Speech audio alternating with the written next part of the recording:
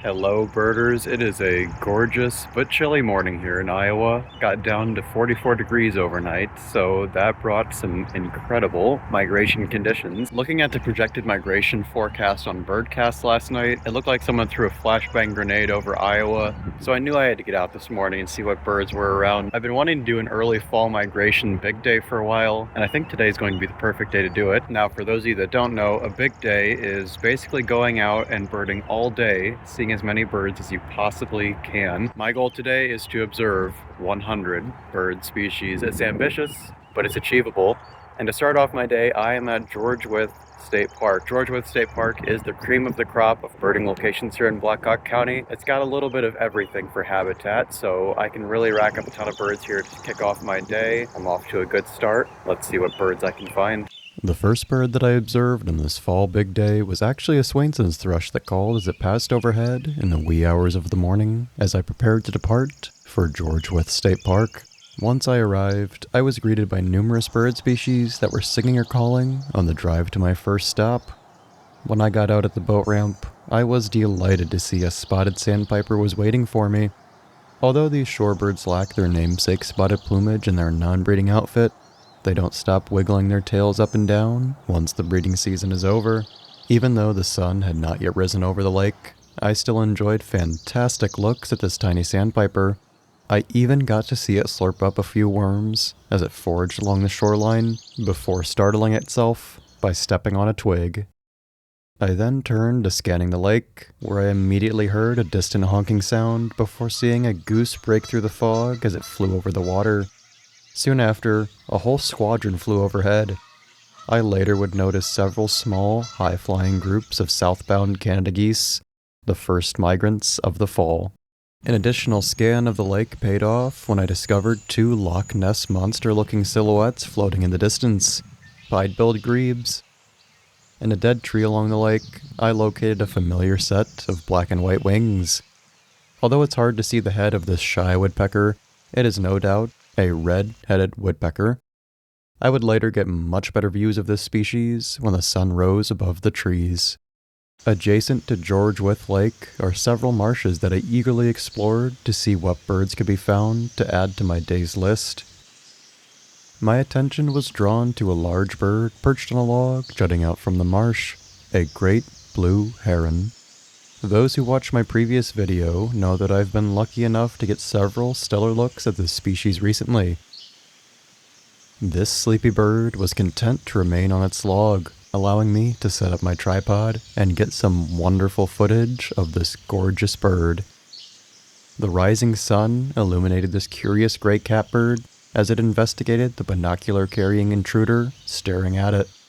After spending a satisfactory amount of time at the marshes, I moved deeper into the park to search for songbirds along the forested roadway. Soon, the soft morning light permeated through the forest canopy and bathed the birds in a breathtaking glow. This cooperative great-crested flycatcher was happy to take it all in as it tried to warm up on this brisk morning.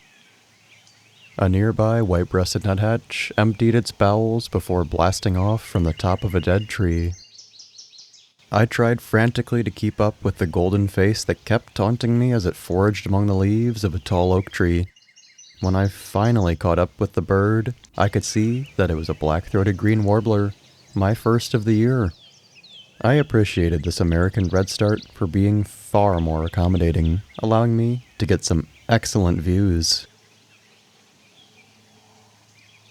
Good numbers of warblers continued to be found over the next hour as they searched for insects to replenish their energy after the long flights they had undergone the previous night. Tennessee warblers, like this individual, were the most numerous warbler today. As I set off down a soaking wet trail, I quickly began to regret my decision until a small sparrow changed my fortunes. I initially wasn't sure what species I had flushed, but despite its best efforts to hide in a nearby tree, I could clearly see that this was a grasshopper sparrow. Its eye-ring and scaly back feathers gave it away. This was the best bird of the day so far, as this species is very secretive during migration. usually sticking to dense grasses and only flushing until you nearly step on it.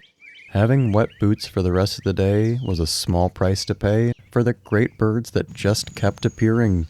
Next was this scarlet tanager that was foraging on wild grapes. Although it's green, you can tell that this is a male in non-breeding plumage due to his black wings. He'll adorn this color for the next few months until he molts back into his characteristic crimson. Right next to the scarlet tanager was its rose-breasted grosbeak cousin, posing nicely along a vine. I've gotten at least 10 warbler species, and my days total is probably hovering around 50 birds here at George With. That's a pretty great start for me. I'm going to see if I can keep working towards that goal of 100 birds. But overall, it's just a gorgeous morning out here, incredible sunlight, and I'm getting some really amazing views of birds. Red-eyed vireos were hitting their peak migration, being present in enormous numbers. I conservatively estimated observing 50 of these songbirds this morning, a tally that was good for the Iowa state record on eBird. An influx of blue jays had also noticeably infiltrated the area. This one was proclaiming its arrival, though it didn't look very charming since it's molting its head feathers. I've learned that the only time birders can possibly hope to record a warbler sitting still is when it takes the time to preen its feathers. This gorgeous chestnut-sided warbler was doing just that, and also getting in some stretches to boot. By mid-morning, turkey vultures had taken to the skies to ride the developing thermals. I was also lucky enough to find a couple of young turkey vultures perched in the woods. They were likely raised nearby and just recently learned to fly. I ventured through the forest looking for songbirds, managing to find a few fleeting looks at Blackburnian warblers and eastern wood pewees.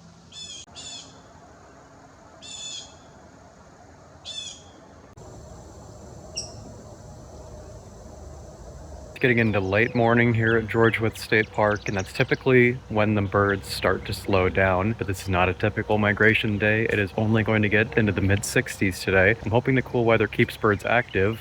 So far, the birds have remained quite active, so I'm hoping I can keep adding birds to my list. I'll do a check-in soon to see how many species I stand at George With, and depending on that, I'll either keep birding here or I will go elsewhere in my pursuit of 100 species today. I just had a red crossbill fly over. I heard its distinct flight calls. It sounds like jip, jip, jip. I wasn't able to get a recording, wasn't quite fast enough to do that, but I recognize that call anywhere. This is about the time of year when red crossbills will leave their breeding territories and start wandering in search of food. That's a new Blackhawk County bird for me. Puts me at 259 in the county, and that is an incredible bird for my big day. After my incredible stroke of luck with the red crossbill, I found an immature red-shouldered hawk that was being dive-bombed by an unhappy Cooper's hawk. Also soaring through the sky were a couple of adult bald eagles. Well, it's just past 11:30, and I am sitting at exactly 70 species here in George With State Park. I don't know that I'll be able to get the century mark here in George With, but I'm stubborn enough to keep trying. Let's see what other birds we can find. I can't believe it took me so long to add eastern bluebird to my days list, but I finally found one in fantastic habitat near a popular picnic area. At this point, I really had to work for the birds I was adding to my George With State Park checklist, but I still had a few tricks up my sleeve. Checking an area known as the Bayou produced this great egret that skulked through the vegetation. As I traveled to one final area of the park, I discovered my first green heron of the day as it flicked its tail nervously while standing on a log.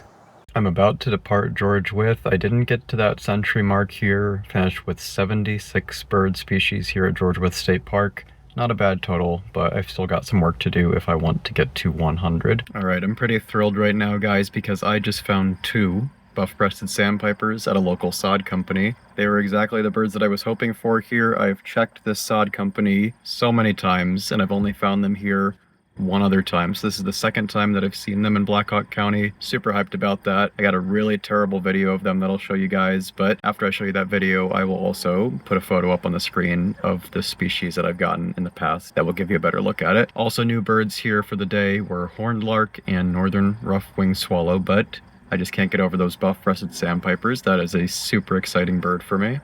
I tried to find a location in the hopes of adding some more species to my day's list.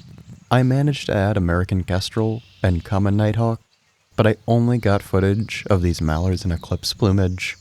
I checked a few birding locations when I was done at George Wythe, but after I only added a couple species at those locations to my days list, I knew that I was not going to get my goal of 100 birds, so I returned home knowing that I would have one last species to add to my days list here.